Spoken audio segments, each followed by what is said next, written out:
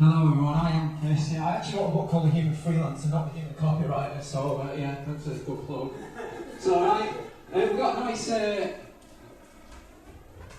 which button is it? Down to go forward.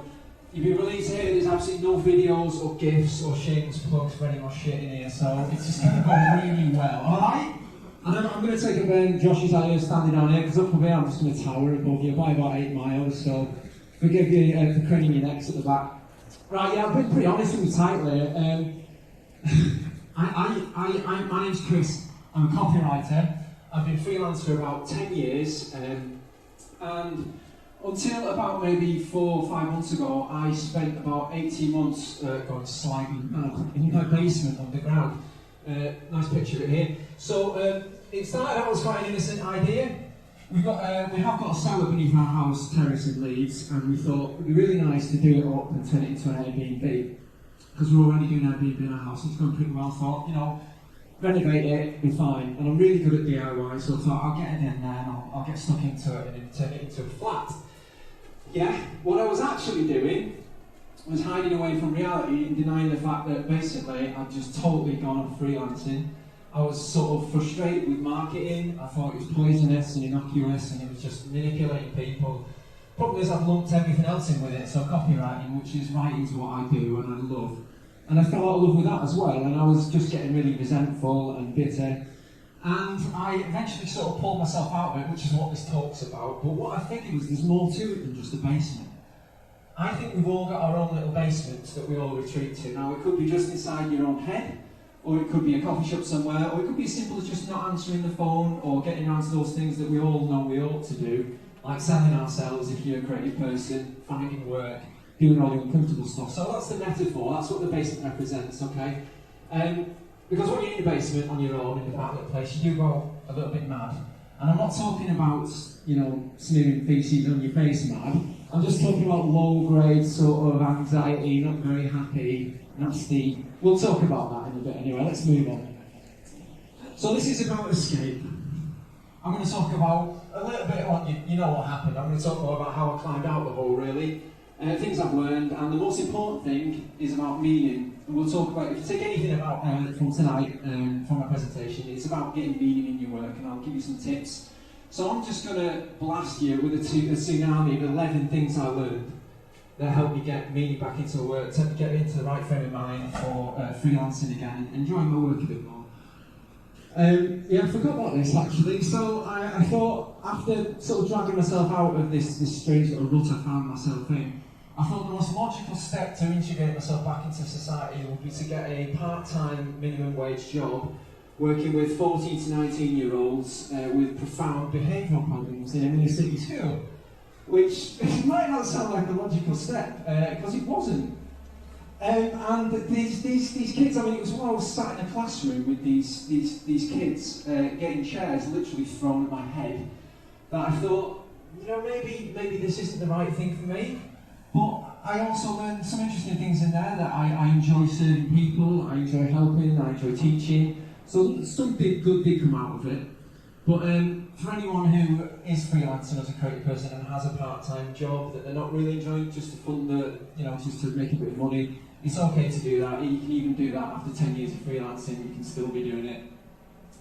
Down to go up. Number 11. Get ready, because these are just going to wash over you, yeah? Ignore the ones that aren't useful, but hopefully the ones that are will stick with you. Okay, so number 11. This is what it all came down to, really. I figured that the way I ran my business and my attitude so far today had got me to where I was now, in a dark little hole in Armley, on my own. So I figured, what should I do? What would life be like if I pulled my head out of my arse and tried something different? Because I was, like I said, I was in a dark little hole, and the world was leaving me behind. I was blaming everyone. I was blaming the economy, I was blaming Brexit, I was blaming you bloody millennials with your gig economy. It was everyone else's fault apart from my own, which is a bit of a family thing, I've turned out if I talk to my brother and my dad. We like to blame other people for the world's problems, like it might just be humans in general. So I wondered what life would be like if I pulled my head out of my arse. Number 10, more arses. I don't know if anyone bought my book called The Human Freelancer. Human Freelancer. You bought it, thank you. Yeah, wasting money is all wrong. It's not. There's lots of good stuff in that book, actually. I mean, I wrote it 6 years ago, so obviously times have changed a bit. But the whole thing about my ideology was this whole idea that you do you do just enough work, you make just enough to get by, and spend the rest of your time doing all the other things that you want to do in life. The problem with that is that doing just enough is basically the same as doing the bare minimum. And you put the bare minimum in, you get the bare minimum out. So while I was making a living, just about, I wasn't having... It's not a clever way to find meaning in your work, because you end up just doing stuff that pays the bills, basically, bread and butter work. And you're not going to ever find fulfilment doing that. You'll just sort of make ends meet and get by, and you'll be okay, you'll be sort of just drifting along, really. Which many people, to many freelancers, that's actually probably the dream, isn't it? But there is more to freelancing, there is more to creative work than just bread and butter work. I swing on the paper, I don't want to dry them out. So here we go. Now, I found the meaning of life in my basement. Seriously. I read this book by a guy called Dr. Frankl, who, it's called Man's Search for Meaning. And he was a psychologist, German Jew, under Nazi Germany, and he was thrown into the concentration camp, and he survived and he made it through, basically because he had this theory that was about finding meaning in life, and he wanted to publish this theory. He was like, I absolutely have to survive this experience in a concentration camp to get that work published. And that kept him going through all the times he was starving and freezing, and all his friends died around him, and he survived because he absolutely believed he was going to survive to publish this work. And that's what got him through. But his observation was that there is no sort of meaning in life that's universal to everyone. All there is challenges that come along. There are things that you know, that only you understand. For him it was the suffering that he went through. I don't know what your story is, but the things that happened in your life that have shaped you. And those are the things that you respond to. That's where the meaning is. There's no one true calling. You can invent your own meaning, is what I'm trying to say. And that's what I found from that book. So, meaning of life is to respond to the challenges that you understand.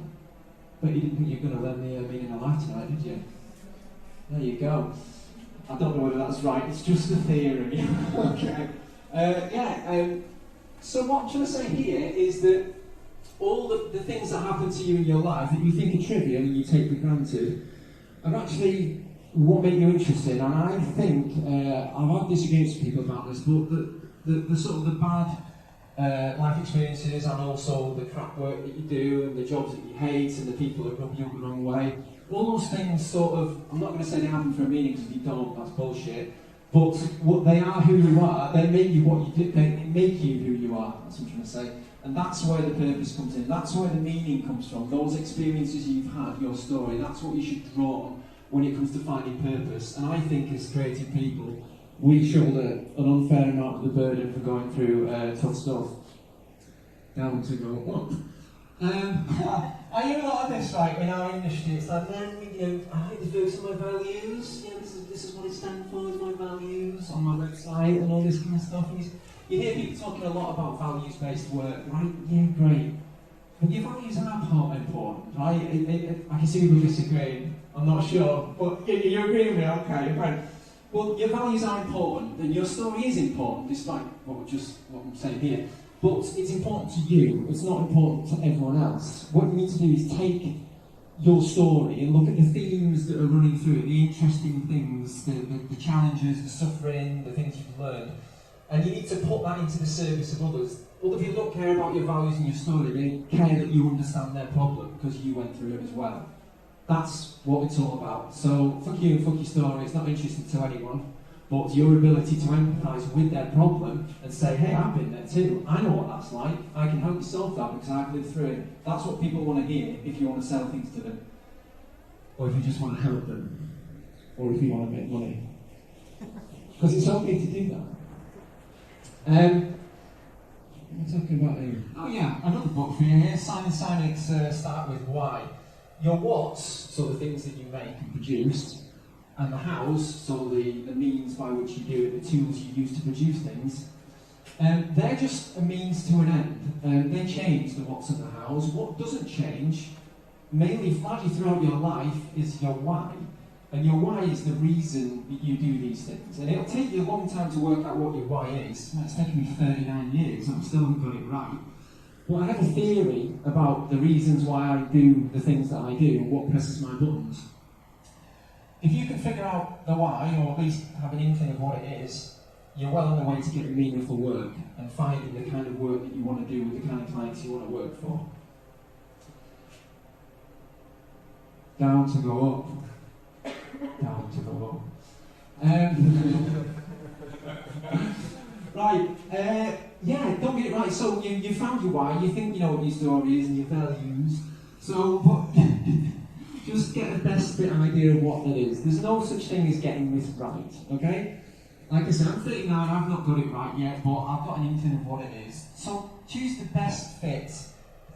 What should I say here? So I have an idea of what I offer people and what I do for them. And I'm not sure I've got it right, I'm not sure I'm marking it in the right way, but I'm getting it out there, right? I'm getting it as good as I can, and I'm putting it in front of people to find out what people think of it. It's a lot easier to do that when it's out there and not here in my head, yeah? So that's what I'm trying to say, is it's better out there and imperfect than in here and imperfect, which it never will be. You need to go through that process of getting it, of evolving and working towards getting what it is you do right. So by that I mean your art. For me it's copywriting, for you it might be graphic design. Whatever it is, get it out there. The joy is working towards it. It really is quite fun working out what you stand for and see whether that helps people. Back into the basement for a minute, everybody. I read about this thing called unintentional seasons. And it's this theory that people go through periods of change and rest, cyclical. So you go around, things change, you change your life, you change your hair, you change your job. Sometimes you just live with it, you go through it. What I found I was doing throughout my life is going through big changes all at once, then long periods of mediocrity, and then change everything again and do it again. I advise you to sort of do it bit by bit if you can, so change and grow as you can, taper and sort of tweak things as you go along, because if you change things all at once and all too suddenly, it's just not great for your mental health. Also, don't resist change. So this is a lyric from a song of mine, favourite song of mine by Idols, and it's just saying that if you sort of, there's a lot of things changing in the world and it's making a lot of people angry. People don't like change. Me for one, sat in the basement seeing the economy change and seeing the nature of freelancing and the creative industry change, and I was getting a bit resisting it, which just basically came out as resentment. It wasn't helping. So change is inevitable. It's not a crime. One has to adapt to it. Yeah, wanky dog ties. This is the only swear word I didn't asterisk out. I'm not sure why, because it's probably worse than all the others, isn't it? I decided to give myself wanky job titles, so instead of calling myself a freelance copywriter, I now go around telling people I'm a copywriting coach and an insight engineer. Yeah, I know. Well, people seem to get it when I give them the pitch, because it seems to work. I used to get bitter about people who had these wanky job titles and they go out and they had a good pitch, and I was just really resentful about it. But do you know what? They do it because it works. You know, if you have a funny wanky tiny job title and you have a good smooth pitch, you know, what do I do? What's my pitch? It's like something along the lines of like, I need to learn this, shouldn't I? It would be a really good idea to learn my pitch before I go off in front of a bunch of people. It's to help creative people sort of turn their stories and expertise into valuable insights so that they can find more meaningful work with their ideal clients. Boom. Could be slick, alright. Judging by the reaction. But I made peace with the system. They said I found out that you can have a wacky job title and you can have things like pitches and you can run and take your business seriously without being a suited business wanker, which, as you can see, I'm not, because I'm wearing a scarf and a hat. Oh, the despair never ends. I'm thinking of getting this as a tattoo. Good one, wouldn't it? Some days when I'm walking into, I co-work at Castleton Mills in Armley, some days when I'm walking in the blanketed grey sky under the drizzle in the shadow of Armley Prison, and I'm, dodging the dog turds on the path, and I'm thinking, oh, this is wrong, this is pointless, what am I doing? I've made the wrong decision here. I'm not an insight engineer, I'm just a bloke, And some days it does feel wrong, it does feel pointless. But as long as the good days outnumber the bad, and they will eventually, then you know that tells you, it tells me that I'm heading in roughly the right direction. I still get it this afternoon. You know what I mean? I was all G'd up to go for this presentation, and I started looking online at what other people doing, and I was like, oh god, they're so much better than me. And we still do it. I still do it. And like I said, I've been doing this for 10 years. It's inevitable. But you find ways of coping with it. Just don't go into a basement to cope with it, because it never ends well. Final one. Yeah. I like to sometimes think about what I'm like when I'm on my own versus what I'm like around people. When I'm on my own, i.e. when I've been in the basement maybe 2 days and my wife comes home, I'm a bit like, she either gets like a dog that's been locked in a room all day and it's so, it's like, hi, I'm having a great day with you, do you love me? Or she gets a really cynical, twisted, pessimistic nightmare who's just staring at his feet and it's absolute misery to be around. Whereas when I'm around people, like now, or when I do a course teaching WordPress to beginners at Leeds Beckett, and when I read the feedback forms after having been teaching, and it says things like, you know, wonderfully patient, has so much time for me, really loves what he does, and I read it and I go, you have the same fucking tutor, are you kidding me? It's me.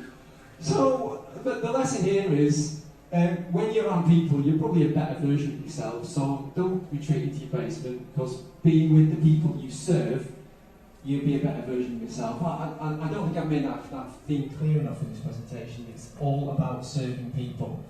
When I talked about the values and I talked about the story, great, how does that serve people?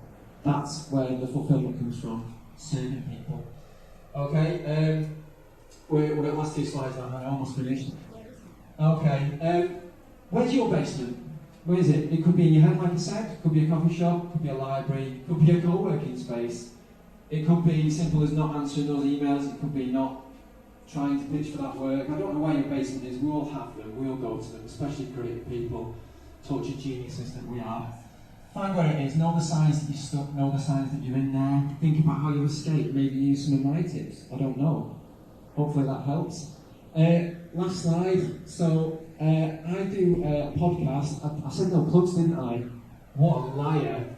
I forgot this was in here, and I'm only doing this under duress because the guy I do it with said you better plug this podcast. Right, I do a podcast, the Third Category Creators podcast, I do with a guy called Matt Essen, who has done 1 or 2 Glug talks from time to time, I believe. 4. I thought it was 14. But anyway, yeah, we do a podcast, we talk all about this. We talk about what it's like being freelance, what it's like being creative, how to get more meaning in your life.